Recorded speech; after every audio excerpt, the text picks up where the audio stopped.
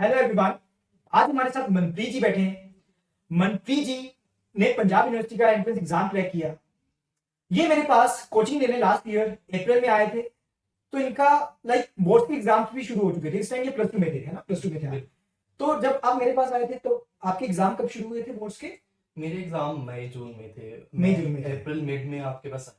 अच्छा, हाँ जी। तो आप कितने दिन मेरे पास रहे, कितने दिन आपने क्लासेस लगाई? अप्रोक्सीमेटली अगर हम अप्रैल मिड से लेके जुलाई मिड तक, क्योंकि जुलाई 17 जुलाई को हमारा पीयू एग्जाम था, तो अप्रोक्सीमेटली 3 महीने थे मेरे पास। 3 महीने थे, मतलब उसमें से 1 महीना आप बोर्ड के एग्जाम के लिए चले गए थे, राइट? बिल्कुल बिल्कुल। 1 महीना बोर्ड के एग्जाम के लिए। तो मतलब आपने 1-2 महीने में पंजाब यूनिवर्सिटी की तैयारी की है। हाँ जी।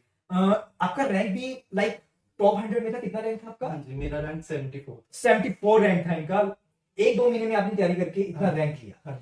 तो मनप्रीत जी, मतलब आप बच्चों को काफी अच्छे से गाइड कर सकते हो कि रैंक अच्छा कैसे लेके आना है, प्लस आपने क्या क्या किया और क्या नहीं किया। क्योंकि क्या होता है, काफी सारे बच्चे जब कोई भी एग्जाम देते हैं तो काफी कुछ एक्स्ट्रा पढ़ना शुरू कर देते हैं। बिल्कुल बिल्कुल। तो मुझे याद है, जब भी आप मेरी क्लास में आते थे, बड़े पीसफुली बैठते थे, बड़ा साइलेंट होके बैठते थे। और मुझे इतना पता था, मैं इनको एक चीज जरूर कहता था कि मनप्रीत जी, आपका तो एग्जाम क्रैक हो जाएगा। पता नहीं क्यों मुझे हमेशा फील होता था आपसे। और सबसे बड़ी बात, ये जब मेरे पास आए थे, इन्होंने कहा था सर मुझसे रात रात को ना पढ़ा नहीं जाता है ना, रात आप नहीं पढ़ते थे इतना। तो उसके बाद ये 2-2 3-3 बजे तक पढ़ना शुरू कर दिया था। और सुबह सुबह ये 6-7 बजे उठ जाते थे। तो मनप्रीत जी, ऐसा कैसे किया, कहाँ से मोटिवेशन आई, और मतलब कैसे आपने इतने अच्छे मार्क्स लिए? तो अगर शुरू से स्टार्ट करें तो मतलब मेरे को पहले ही था मन में कि मैंने लॉ करनी है। तो बट 11th-12th में मैंने इतना ध्यान नहीं दिया। टुवर्ड्स द एंड आके मैंने इतना ध्यान दिया। वो भी एंड में मैंने इसलिए ज्वाइन किया था कि अगर होगी तो ठीक है, वरना देखी जाएगी। अच्छा, ठीक है, हाँ। ठीक है। बट फिर यहाँ पर आके सबसे मिलके, आपसे मिलके ऐसा लगा कि अब प्रिपरेशन कर रहे हैं तो बिल्कुल अच्छे से करनी चाहिए। अच्छा, मतलब घर पे मेरे पास वो यूनिवर्सल सी मोटी बुक आती वो है, वो पढ़ी थी। हाँ जी। बट उसके अंदर मतलब इतना सारा कुछ एक्स्ट्रा भी दिया होता है, तो आपको पता नहीं चलता है इतना कि अच्छा, आपको एग्जैक्टली करना क्या है। तो जब मैं यहाँ पर आया, आपने मेरे को मतलब पूरी तरह बताया कि क्या एग्जैक्टली हमें पढ़ना है, कैसे पढ़ना है। और लीगल नॉलेज जो मतलब एक मेन पार्ट है पीयू का, वो कहीं से आपको ऐसे ऑक्यूपाई नहीं कर सकते। वो सर ने बहुत अच्छी तरह से कराया। और मतलब बाकी सारे सब्जेक्ट बहुत अच्छी तरह से कवर हुए। तो मतलब यहाँ पर देख के सर की मोटिवेशन लेके फिर मेरे को भी हुआ कि मेरे को अच्छी तरह करना है। अब दे रहा हूँ मैं तो बिल्कुल अच्छी तरह दूंगा। ठीक है। तो उसकी वजह से मैं काफी देर रात को पढ़ने लगा। मतलब अप्रोक्सीमेटली 5 to 6 आवर्स की नींद होती थी मेरी। उसके बाद मैं सुबह उठ के फिर से यहाँ पर आ जाता था, घर जाके रात को फिर से पढ़ने लग जाता था, और फिर वही रूटीन चलता था। और तो बोर्ड्स भी थे तो मैं 1-2 हॉलीडे ले लेता था सर के इंस्टीट्यूट से।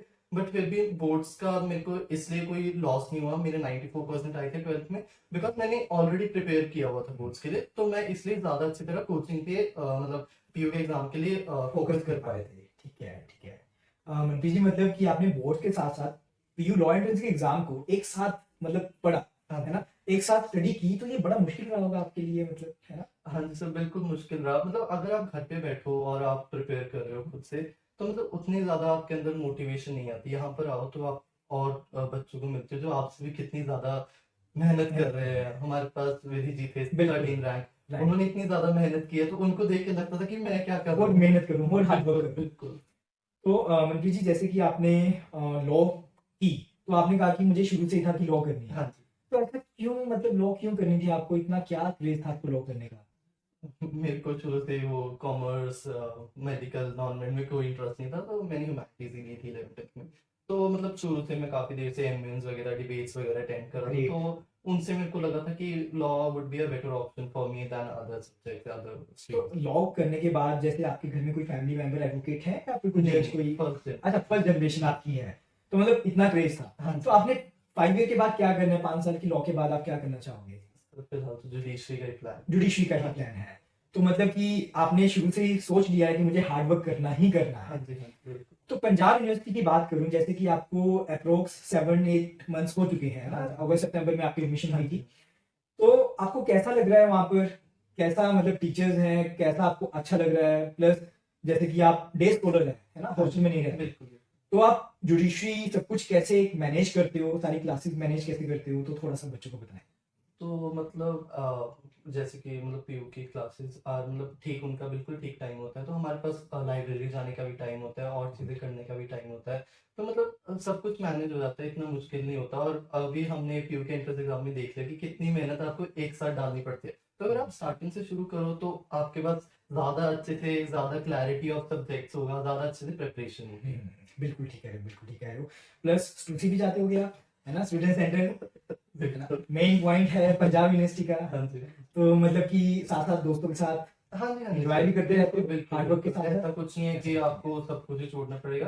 मतलब आप रोज अगर अभी से 1 घंटा भी दे रहे हो तो that is enough for now. अभी के लिए इतना बहुत है, बट थोड़ा थोड़ा आगे आगे जाते जाते बढ़ाते जाओ। जैसे इफ यू आप हॉलीडेज, अगर हॉलीडेज आ रही तो उसमें थोड़ा सा ज्यादा पढ़ लो। अगर आपका रोज का दिन है, बिकॉज आपको प्रोजेक्ट भी मिलते हैं, मेसेज भी मिलते हैं, तो फिर आप उसके अंदर 1 घंटा दे रहे हो, वो मतलब बिल्कुल ठीक है उसके लिए, और ना ही वो आपको बाकी कामों के बीच रखता है। जैसे कि आपके बैच में रमन आपकी सेक्शन में है ना, हाँ जी, हाँ जी, तो हमने उनका लास्ट इंटरव्यू उनका कंडक्ट करवाया था, तो वो आपकी सेक्शन में है। हाँ जी। तो जैसे कि आप दोनों मिलते हैं तो आपकी क्या बातें होती हैं? जैसे ना मैंने सुना है कि पंजाब यूनिवर्सिटी में बच्चे ये कहते हैं कि सर हम सुबह जाते हैं शाम को वापस आ जाते हैं, पढ़ते हैं नहीं, हमारी क्लासेस कम लगती हैं। तो ऐसे व्यूज मैं रिव्यूज सुनता रहता हूँ बच्चों के, है ना, कि ऐसा ऐसा होता है। तो मतलब जब आपने एंट्रेंस की तैयारी हमसे ही शुरू की थी हाँ जी। और आप एक ही सेक्शन में एक ही क्लास में हैं, तो क्या आप इंटेलेक्चुअल बातें करते हैं या फिर बस वही कि हाँ ये खाना है या ये एंजॉय करना है, कैसे करना है? नहीं नहीं सर, ऑफ कोर्स हमारी मतलब सब्जेक्ट्स के बारे में बात होती है। मतलब जब भी हम मिलते हैं, हम एक दूसरे को कंपेयर करते रहते हैं कि तेरे को कितना आता है, मेरे को कितना आता है। तो कंपटीशन मतलब शुरू से ही रखा हुआ है आपने? बिल्कुल ठीक है, बिल्कुल। ठीक है, ठीक है। तो मैंने मतलब लास्ट टाइम सुना था कि रमन जी को एक कॉम्प्लीमेंट मिला था किसी टीचर से जब वो एग्जाम लिख रहे थे, तो मुझे बताएंगे उसके बारे में? हाँ जी, हाँ जी सर। जब हमारे फर्स्ट सेमेस्टर के एग्जाम थे, तो रमन जी कॉन्ट्रैक्ट एक्ट का मतलब हमारे पास वो था। तो जो सर इन्विजिलेटर ड्यूटी पे थे, तो उन्होंने रमन जी के आंसर्स को देख के कहा था कि आपने कहाँ से पढ़ा है, ये इतनी अच्छी तरह आप प्रेजेंट कहाँ कर से रहे तैयारी हो। की है? मतलब कि आप सब शुरू से ही हार्ड वर्किंग हो। मैं इंटेलिजेंस से ज्यादा ये बोलूंगा कि ये हार्ड वर्किंग ज्यादा है ना, कि आपको पता है कि हार्ड वर्क कैसे करना है। बिल्कुल। तो मतलब मनप्रीत जी, जाते जाते बस मैं आपसे यही पूछना चाहूंगा कि जो एंट्रेंस की तैयारी कर रहे हैं या फिर जो आपके जूनियर आने वाले हैं, आप उनको क्या कहना चाहेंगे कि वो क्या करें?